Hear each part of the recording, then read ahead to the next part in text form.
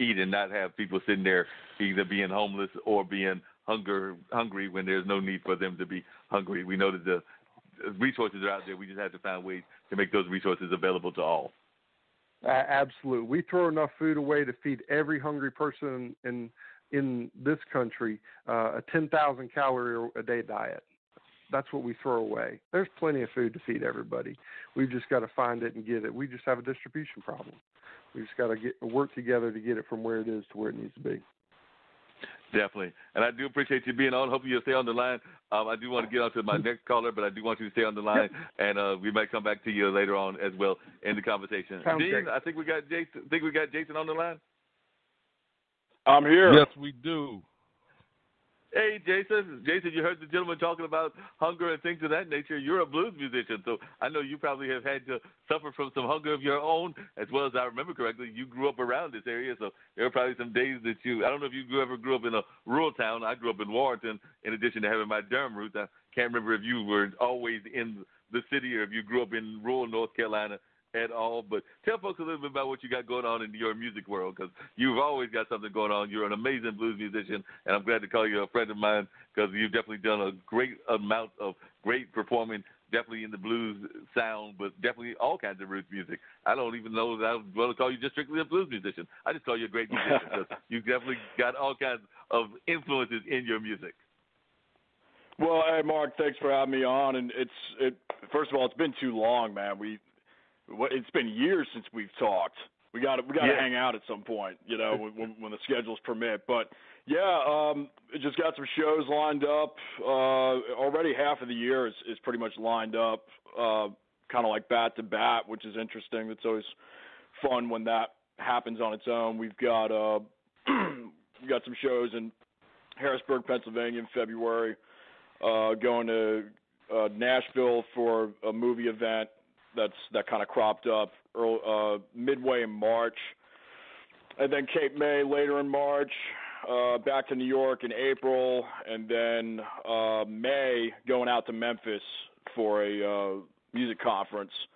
So between all of that, still putting out a new single and music video every month, and got a new podcast and vlog on YouTube, and we'll be out on Spotify, iTunes, Amazon, all those platforms coming up within the next week, hopefully. I'm just waiting on a couple of things to get ironed out for material, like bumper material and whatnot. And that is the Jason Damico Show, and we've been doing that for about 5 or 6 months now and have just had a ball, an absolute ball. I think we're like 20 or 25 episodes in now, and yeah, it's things are moving forward in multifaceted functioning, and it's definitely a lot, but it's a good challenge, and we're having a good time doing it. Yeah, definitely. Tell folks a little bit about your own background and how you got involved in music. Like I said, I know the story of you being a youngster, and I do mean a youngster when you first got involved in the blues scene and things of that nature, and now you're a young adult and everything. But tell folks that are listening that might not be familiar with the story of Jason, how you got involved in the blues sound and just your growth and development as a musician leading up to this day where you're doing all these great things. Sure, yeah. Well, I started out on drums when I was around 4 and was pretty much classically trained on the instrument, learned how to read, learned how to play various styles. And that was really my main route career-wise. I mean, besides being an actor as well, because that's pretty much half of my income or even more so these days. So much acting work because of all the Web 2.0 platforms and social media. There's a lot of great opportunities opening up with streaming for video, so it's very cool. But yeah, it was mainly drums, and what ended up happening was when I was in my early teen years, so two things. I had an eye injury, and I needed cataract surgery. It's a long story. You can probably find it somewhere on the internet. I don't want to bore you guys too much with it, but I was 14. It was a fishing accident. I was almost blinded in my right eye. I had to have cataract surgery, and it was pretty bad for about 4 or 6 months with convalescing and recoup time, and this was in between my middle school and high school years. Just starting out as a freshman, coming up after that summer when that happened, and during that time, I couldn't really pick up anything over 5 or 10 pounds. I couldn't read, couldn't really do anything strenuous because there was so much scar tissue and I needed time to heal. So all I could really do was listen to music and sit on a couch and sleep upright, and it was an insane time, to say the least. But something really crazy happened where my ears opened up to melodic just awareness. And I was always rhythm and percussion, and that always made sense to me. Whenever I listened to records, it was always from a place of rhythm. But then after this event, something just happened to my senses where suddenly I understood theory at a fairly high level for somebody who really wasn't well educated in it. And at the time, I was just doing like bar chords on guitar, and it wasn't really anything crazy. Not disparaging against bar chords. A lot of money can be made there. But you know, it was just like one of those things where I understood theory, and I just got it. It just made sense. I understood the number system. I understood scales. So, and with that came a hunger to write music and to write songs and more singing, more vocals. So that's kind of what happened. And obviously, one little quick bit was Stevie Ray Vaughan. You know, I grew up listening to him. My dad especially always talked about Stevie, and I listened to his version of Little Wing one time when I was 13 or 14, around that time when I had that injury. And I always remember hearing that version. I never knew it was a Hendrix cover until later on. But I always remember hearing that and going, man, if I'm ever going to play guitar, if I'm ever going to dedicate time to that instrument, I'm going to learn how to do it like that. And, yeah, you know, around 15, 16, I really started getting into it. And that's kind of what happened. I went down that more Stevie Hendrix route for years, and then started developing my own thing, because anybody who goes down that route knows that it's impossible to be Stevie Ray Vaughan. It's just physically impossible. You know, it's like ridiculous. So, but after that, yeah, just, you know, that's the blues roots for me, and even the classic guys, Buddy Guy, B.B. King, Albert King. There's just so many great players. Albert Collins. I mean, it's just like there's so many great players, Mark. It's you just take from everybody, you learn from everybody, and you just try to find your own voice. But you've had the opportunity to actually perform with some of these legends, and I remember you performed at the World Drum Blues Festival at least a couple of times, and you've had the pleasure of doing the Triangle Blues Society competition. So, how important was that to your growth and to your development? Because, like I said, I know that you did the blues festivals and definitely did those competitions, and like you said, you're now traveling around the country and doing a lot of performances in all kinds of places, even up there in Dean's area of New Jersey, New York. So, just talk a little bit about how important those were to you, those early competitions and those early kind of engagements. Yeah, for sure. No, I mean, it was huge. You know, you try to, well, you're always making mistakes. That's the one thing that I've learned big time in my mid-20s now compared to when I was a teenager. You know, the mistakes, that's where the magic is. You'll really, the real pros are the ones that they screw up and it's just perfect. They make it work, especially in the blues genre where everything's very, very improv heavy. You've got to be able to take some risks. You've got to be able to just really find your own voice on the instrument. And, you know, what I learned in those years was really that. You know, again, emulate, and copy. Learn that you will never be able to do it 100%, and then move on to the next one.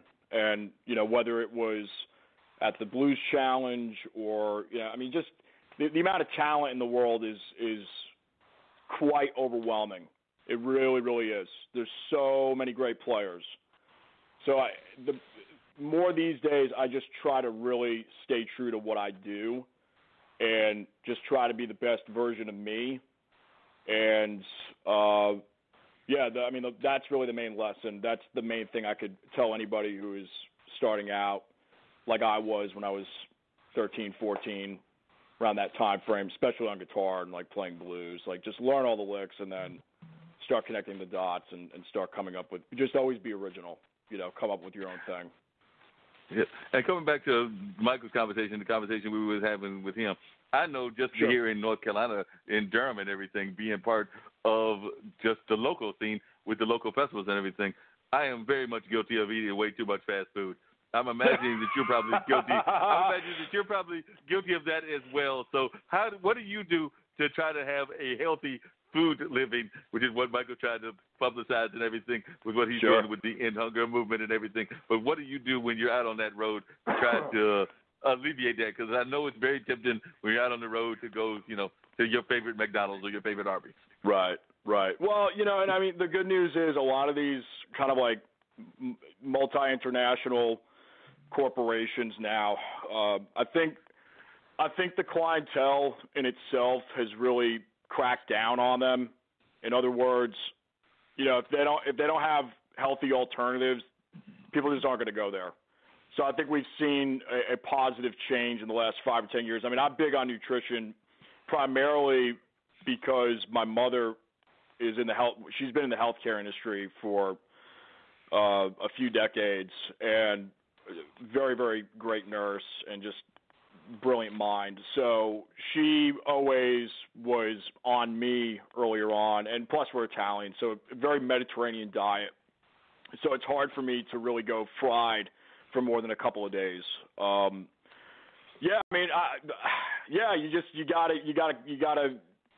gotta be disciplined. You gotta be self-disciplined with it.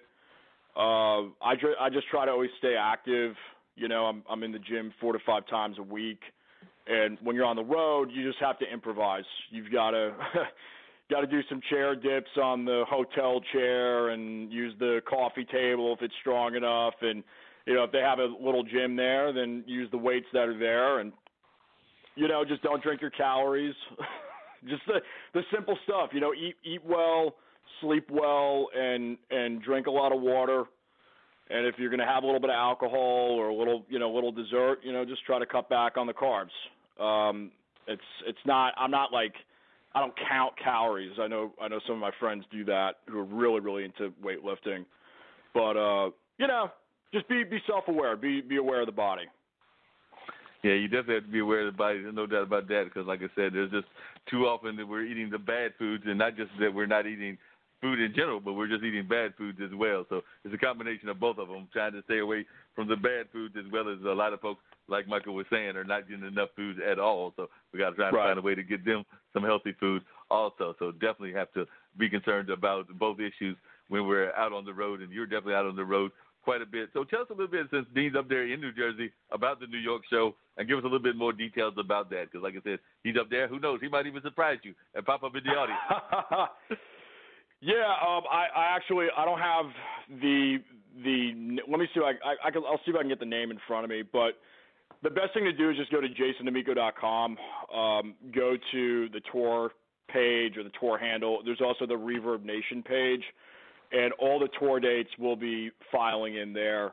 I know in Jersey we're going to be in Cape May, and a good friend of ours, Betsy Lynn Paisley, we're going to be throwing a couple of house concerts besides just the venue shows, which is cool because it just gives you an opportunity to really have an intimate setting with a lot of people that are there for you, and they're always a great time. And, there's a lot of this stuff is still – half of the shows aren't even on the schedule yet because we're literally putting this together right now this week. So it's exciting. But, yeah, any of those dates are right there, jasondamico.com, and then, the tour tab or the Reverb Nation tab. You'll be able to get that information. Sounds good. And if somebody was to ask you to describe your music, like I said, I know some people like the term roots music. Some people don't mind being called a blues musician. I know that you're influenced by a lot of different styles. I think you're even influenced by some jazz and some rock musicians. And